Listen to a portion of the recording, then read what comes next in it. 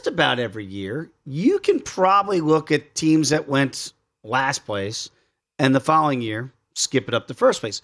There's reasons for that, right? You get that last place schedule. You get the quote unquote easier schedule. Although it's always, to me, you never know what these teams are really going to look like until after the draft and free agency, because that's such a key part now.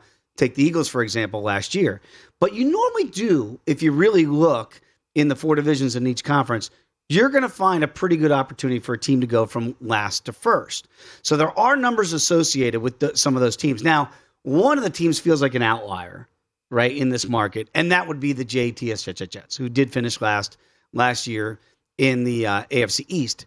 So 7-10 a year ago, and we know now, because everybody's reading the tea leaves, that their number has been shorted mightily to go from last to first, and that's plus 210 to win the division this year because of Aaron Rodgers. I think I know you well enough by now, Mike, just from doing 2 whole shows together, that I think I know which team in this marketplace in the AFC you might like. Can I guess?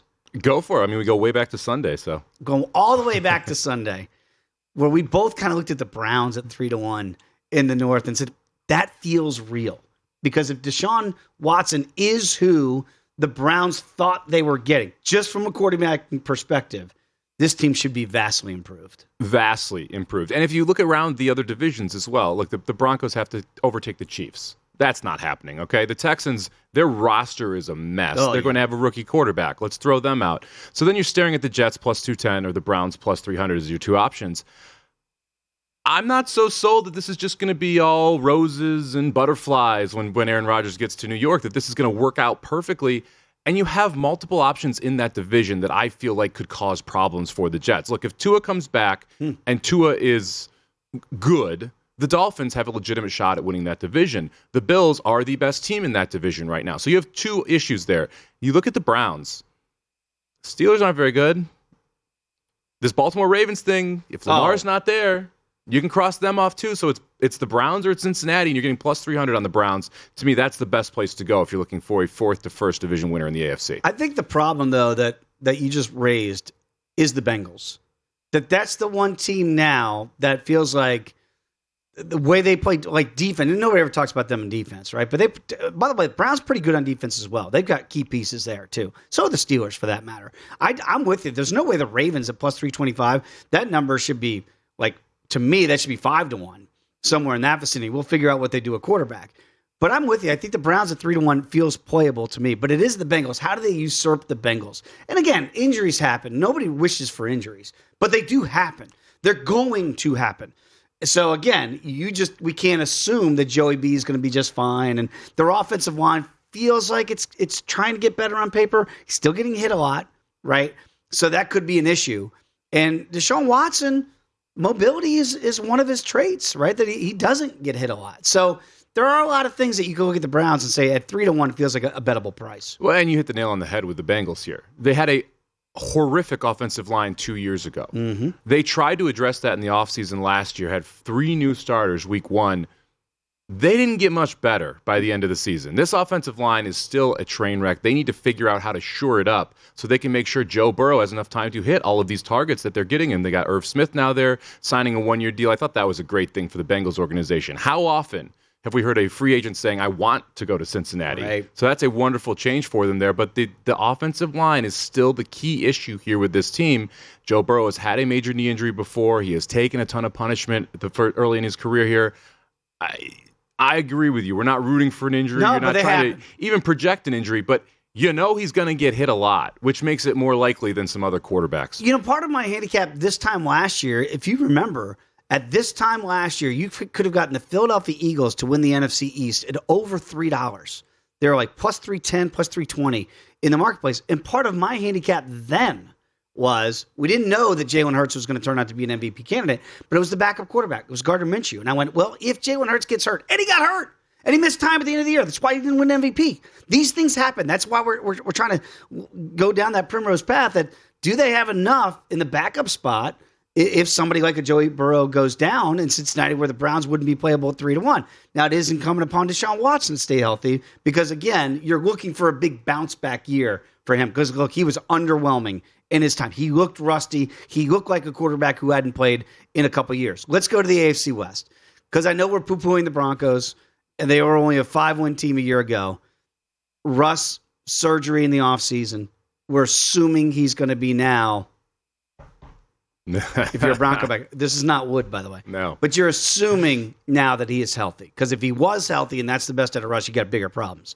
So now we can use the injury if we want as an excuse. Use Nathaniel Hackett as an excuse if you want. Now you got Sean Payton in there. Are they at plus 450 to go last to first? Is there any playable scenario in your mind for the Broncos? I don't hate the idea of them being significantly better this year. Mm-hmm. They have a Kansas City Chiefs problem. And that to me is the big bugaboo here. The Chiefs have just hosted the AFC title game the last 5 years. That's all. No big deal. Wow. With number one schedules every single one of those years. They just keep winning games. They're going to be better this year. So how good do the Broncos need to be? How much do they need to improve to be able to win this division? The answer is wildly significant. If you're playing the Broncos, we talked about Burrow getting hurt. You're almost betting on Mahomes getting injured because that's the way this Chiefs team doesn't win the division. If Mahomes stays healthy, Kansas City is going to win this division. Minus 160 seems like a steal in my mind for Kansas City if you believe that he can stay healthy. And I do. And this defense is going to be better. They start 8 rookies at some point last year. They got better. They got better as the season went along. The offensive line is something they're working on but has been improved. You've still got Kelsey there. You have rumors that D-Hop might end up there. To me, the Broncos' biggest issue here is the Chiefs. Now, if you want to look at Broncos to make the playoffs, we could have a little discussion about that depending on the number, but I see it very, very difficult for them to be able to leapfrog the Chargers and then the Chiefs, who's been dominant in this division the last 5-6 years. I grabbed the Raiders at 12-1 to win the division. They signed Jimmy G, the number one up, 14-1. Don't like how that turned out for me. Let's go to the NFC, and let's start off in my division, the NFC East. Obviously, there has not been a repeat champion in this division since 2003, 2004. Donovan McNabb and Andy Reid were the brain trust back in those days. You look at the Commanders at 10-1 to flip the script and go last to first. Now, they're, as somebody who watches that team closely, as a Cowboy backer, they've got a defense that we know this is the way that they've built this roster is defense first. Again, Marty Mayhew, the new GM there, Martin says they are not in the Lamar Jackson sweepstakes. They say they're going to go with Sam Howell. Again, because we know there's always turnover in the division, and they are defense first, they should be in a lot of games. Is that a playable number to you?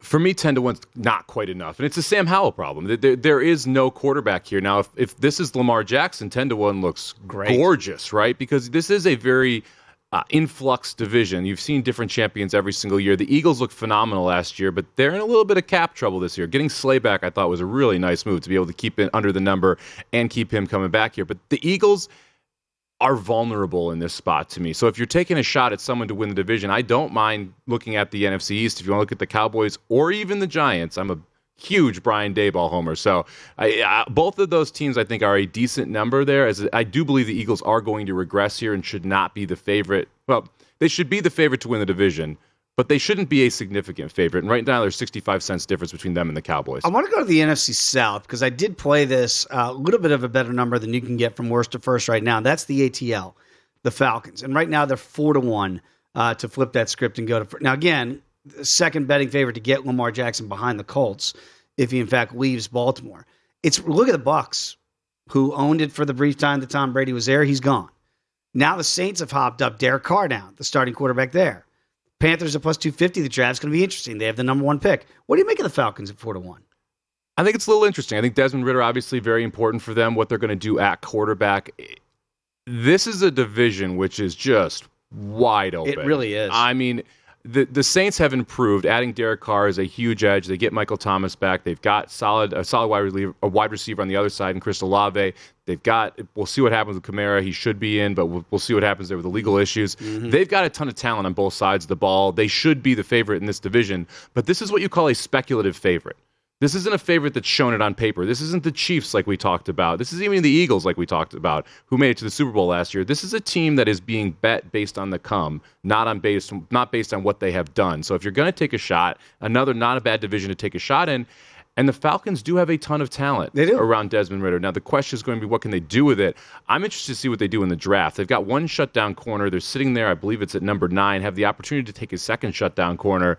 That's a team that I think maybe a year or two out, you could see the Falcons take a big jump forward if they're able to figure out that quarterback position. Very quickly, because Rodgers, we believe, is going to be exiting stage left from the Packers. You look at the North here. Do my Chicago brethren have any hope of Justin Fields taking that huge leap in year number 3? And you're our guy because we traded out of that 1 pick. Could the Bears interest you now in a division that feels wide open? But look at their number. It's been shorted to 3-1. How about that? How are the Vikings 3-1? I don't know. Have you looked at what the Vikings have done in the offseason? It's sell, sell, sell. I mean, this division is completely a mess. The Lions have looked. I guess they should be the favorite in this division. Stunning numbers. Give me the Packers at plus 450. What if Love's better than Rodgers? Well, not better. What if he is? The roster's still better. The roster is great for the Packers. What if Love is serviceable and comes in and plays better than people expect? 450 is a wild number there on the Packers. Mike, you nailed it on the head. To me, I know the worst first opportunity here for the Bears. No way. If you give me 5-1, I'll think about it. The roster's not good enough right now. The Packers at plus 450, I think, is the rightful play there. Go to VSiN.com/subscribe to become a VSiN Pro subscriber today.